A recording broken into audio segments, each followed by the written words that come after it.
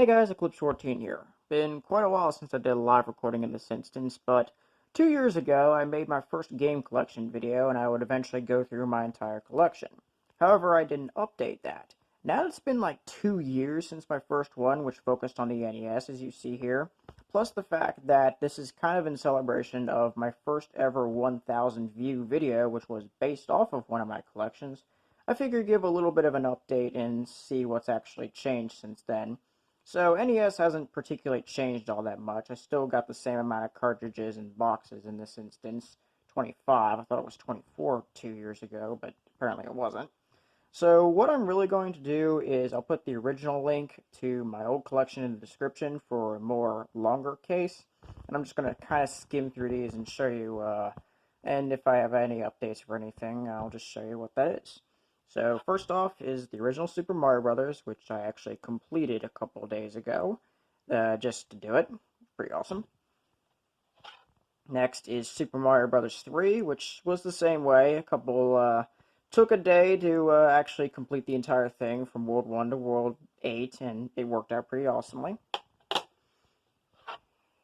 Life Force, which is a pretty awesome shoot 'em up. Haven't played this one in a really long time, but I have beat this one.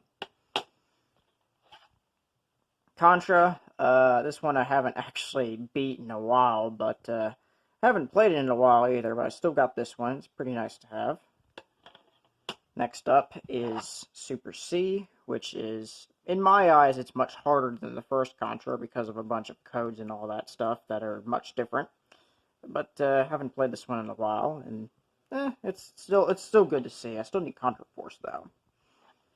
Next is Batman. I actually beat this last month. My very first time ever completing the original Batman. Really awesome game. I love it. I'm glad I finally got to beat it during this time when I had nothing else to do. Wario's Woods. This is known as the last game to be released on the NES officially, and the last one to carry, the only one to carry an ESRB rating, I should say, because there were no others at that point.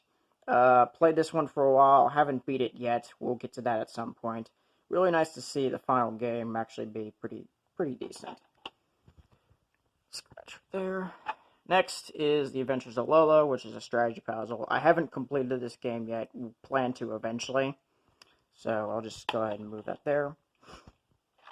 Next is Lolo 3. I still need to get Lolo 2, but this one is also a pretty decent strategy puzzle, which currently the cartridge itself runs about $50. And I'm glad I picked it up when I did, if it was going to be any slightly higher than it was a couple years ago. Next up is Dragon Warrior. I've been thinking of Let's Playing this for a while, but my Let's Playing thoughts on the channel haven't really worked out in favor, so I've been kind of slipping on this one, and eventually I'll get the time to play it, but right now I just haven't had any time to do so. Did a cut to reposition my back a little bit. Next up is Dragon Warrior 4. I still need to get Dragon Warriors 2 and 3, but 4 is the main important one because this one's the most difficult one to get. These days, the cartridge is about $85, and it's still a very excellent RPG. I haven't done much with it, though, since I last played it. I definitely want to complete this game, but I really want to start with the other Dragon Warriors first before I really get into the fourth one, so that's kind of why I've been stalling on that. I'm very glad I got that, though. Next is Ninja Gaiden. I actually took the time to beat this thing a second time when I was doing nothing in the middle of August.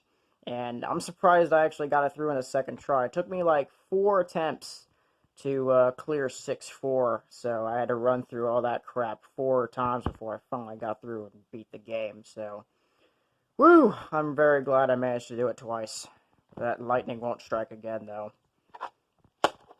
Subsequently, I also got Ninja Gaiden 3, which is a very good game. I haven't actually really played this one. I played it all the way up to, I think the second stage, and that was really it, because I wanted to make sure the sucker still worked before when I made my serious attempt. I know this one's going to be a very difficult game, so I'm very prepared for that scenario, and I will get to this when I can. Next up is Mega Man. This one, I actually beat this thing a couple weeks ago for the very first time. Took about 6 hours to really do, because I spent the whole night actually pulling it off, and I'm glad I did, because this was a tough game indeed. Not as tough as Ninja Gaiden or anything, but I'm very glad I managed to finish this game when I did. And I still need to get the other Mega Mans on the series, apart from what I've got now. So, Mega Man's done. Subsequently, I got Mega Man 2. I haven't actually played this game since I last beat it a couple years ago. I'm thinking of just doing it again, just so I can say I got 1 and 2 out of the way. Then I can go to 3 and then move on to my next one right here. This is Mega Man 4. Yeah, I'm missing 3, but I'll get 3 eventually. But 4, I'm pretty much holding out for a moment until I can actually complete Mega Man 3. Once I pick it up, of course. So, yeah, just kind of holding out on this one until I actually get 3 so I can beat the 4th one, and then that's really it. Still glad I got it, though. Next up is RC Pro-Am 2, an excellent racing game. This is definitely my favorite one. I'm very glad I got this thing because it's a very expensive game. I think nowadays it's at least bare minimum $80 for just the cartridge. But it is, I'd say it's worth the money because it's an excellent game. RC Pro-Am's pretty good, but this one is absolutely amazing because of the multiplayer capabilities and just the huge amount of variety compared to the first game. So, love this game, really glad I got it, and that's all I got to say about it at this point. Oh boy, all my cartridges are going down.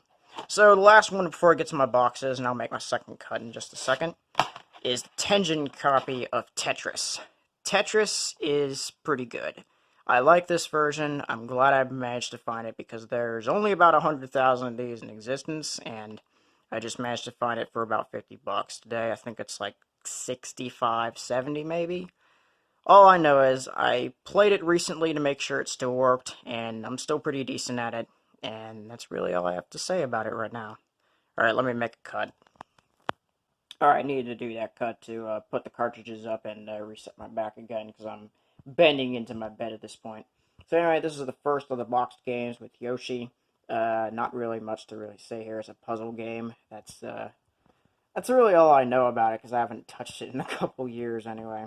Not too fond of the game, but I have it just because I have it. Next is Tetris 2. I'm familiar with this game in part to the fact that my dad played this game a hell of a lot, and I got this mainly because he played it a bunch, and to this day he still plays the Game Boy version, so, oh well. So I still have this to play. I'm okay at it, but that's really about it. And of course, I got the normal version of Tetris, which is, well, it's Tetris. It's the one most people know. Of course, the Tengen version is much better, and to be fair, I kind of like Tetris 2 as well, even though it's not really anything special. So, that's all I got to say about this. Pinball is a very basic pinball game, one of the early black box titles for the NES. It's okay, nothing really too special. I'm still missing the book for the sucker, but I'll probably find that pretty quickly without too much difficulty. Kirby's Adventure. I actually Let's Played this game a while ago, and managed to beat it for the first time. Of course, I later did it on the cartridge without too much difficulty either, considering I kind of knew what to do. So, still glad I got this whole game. It's pretty good, and I definitely recommend it. Ninja Gaiden 2, Dark Sword of Chaos. This thing is 100% complete. I have beaten this game once. I have yet to do it a second time because I haven't put it in for a second time.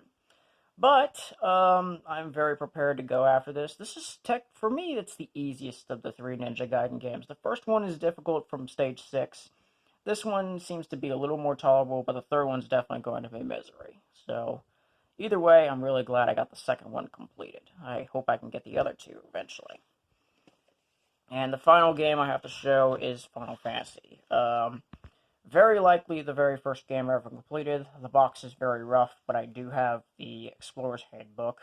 Missing the maps, though. I still need to get them, but I've beat this game enough times, played it on the channel, and really that's all I've got to say about it. It's an amazing game. I still like it, even though Dragon Warrior is definitely a better game in terms mechanically. Since that game actually works and half the game Final Fantasy doesn't. But in any case, I'm glad I got this game. I'm glad I still have it. I'm just hoping I can get the maps soon. And that'll cover it. So yeah, that is my NES collection as of 2020. I apologize if this seems really rushed, but it hasn't really changed since 2 years ago, and quite frankly, I'm a little bit more confident in terms of recording now that I've done it for quite a while. But in any case, I figured I'd give an update because I haven't done it in a while, and I just needed to do it. So, Super Nintendo will be up next. I'll see how that turns out before too long. But until then, I hope you guys enjoyed. If you want to see the old video, the link will be in the description. And until then, thank you guys for watching. I will see you all in the next video.